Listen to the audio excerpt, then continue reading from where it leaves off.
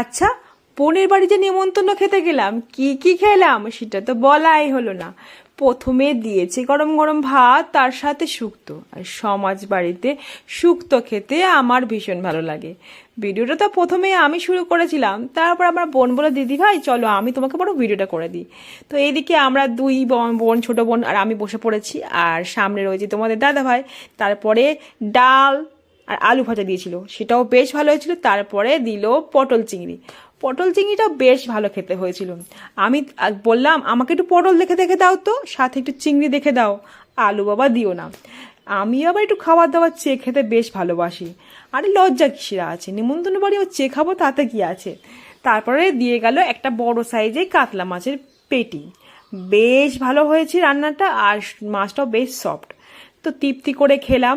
আর তারপরে চাটনি, পাঁপড়, রসগোল্লা, আইসক্রিম সব ছিল, কিন্তু ভিডিও করতে একদম